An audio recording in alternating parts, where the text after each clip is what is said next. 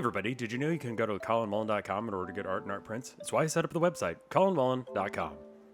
So hey everybody, sorry about the echo in here. It's we're moving currently, and as a result, there may not be a video for the next Artcade time slot, which is in 2 weeks from now. I apologize for that in advance. If we do get a place set up before then I will try and get something together. In the worst case, I will try and stream something from my phone, just so that way we can have something approaching that. If you're a patron and need a refund for half or all as a result, luckily this is happening at the end of the month, so you can, pretty easily unsubscribe, whatever the correct terminology for Patreon is. You can do that, and I take no offense. Or you can just message me if you just want half back and let me know, and I will send you that as soon as I can. With all that guff out of the way, I just want to talk about this painting, and then we can actually get on to today's subject. Short version is, I got done doing this painting a little while ago. I looked at it and I'm like, that looks a little bit too much like Your Baby by Ringo Starr, and now I hate it. I was trying to do that thing with the bright colors and the black lines that I'm really a fan of right now, or was a few months ago, and it just, nope, this one failed, and that's okay. Sometimes they do, such is the life of an artist.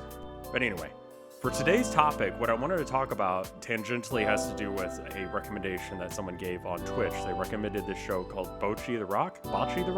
I don't know how to pronounce it right. It's an anime about a loner girl who learns to play guitar in order to get into a band, or in order to make a band, so that way she can have this big... It's a whole thing. It's good. I highly recommend it. We binged it in like 2 or 3 days. The point that I want to bring up is actually from one of the episodes, so minor spoilers here, but it's nothing that you really wouldn't expect.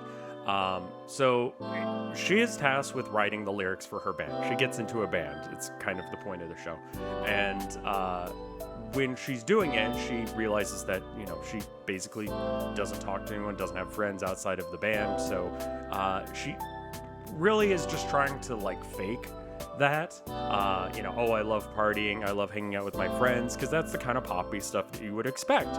And she gets called out by her bandmate going what is this? This is not you. What is this? And I think that people have this inherent sense of that's not real. That's not a real thing that person feels or believes or is into. And you can really, it's like being a poser almost. When she goes back to the drawing board and actually writes from her experiences of being a loner and being, all of that, it does a lot better, and people like their music. I mean, it's an anime, so yeah, but in real life, I think that that's more correct, because when I've done art and I've talked about things that I believe, when I really speak from the heart, people get it. People feel that. And listen, if you're the kind of person who's happy-go-lucky and you love to hang out with your friends and you love to party and all that jazz, then write about that. That is your lived experience. That was what you know. But don't write about that if that's not your lived experience. Don't do paintings about that if it's not, because you don't really have the internalized language for what that feels like to the degree that you really need to in order to actually express it in a way that is believable. They're just... People will know. They'll maybe not actively know, but they'll sense it, and it won't feel right. And so what I suggest is, don't write sad songs if you're not a sad person. Don't draw happy paintings if you're not a happy person. Do write from the heart, make art from the heart, and you'll have so much more success. The hard part for me personally is converting what I'm thinking into a painting or a drawing or whatever, and doing so openly and actively talking about the things that are going on in my mind. I tend to be a little bit of a closeted about feelings that I have, about being sad, angry, anxious, whatever. Stop bottling that up. I'm talking to myself right now. Stop bottling that up. Turn your depression and anxiety into rage and anger. Focus it where it needs to be, and then put that into art, and put that into the work that you do in your life. And happiness just comes a lot easier that way. When you realize, hey, there are other people who feel the same way as me, because a lot of what I'm experiencing, I know other people are, you know? And having that moment of validation from either side, either because you listen to a song or you see a painting that's just like, yes, oh my God, exactly that. I thought it was crazy, and no one else believes this, but there it is, right there. That is such a good moment, and you know those songs, you know those paintings. And being on the other side of that, which I have experienced a handful of times, is a beautiful experience, and it will make you feel so much more whole. So I recommend doing that. You'll have a lot more success as an artist. If you do that, it's okay to do the poppy stuff to make some money. Everyone's got to pay rent. But do the stuff that really speaks to you, the stuff that really comes from your heart, and you will find that you do a lot better. And random takeaway from an anime, but I think I'm right.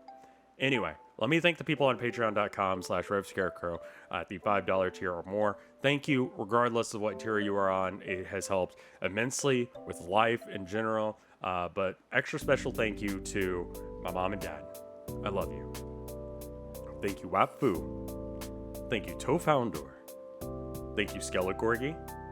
Thank you, Reverend Joe. Thank you, Retrograde. Thank you, Mortis. Thank you, Kayla Hollinger.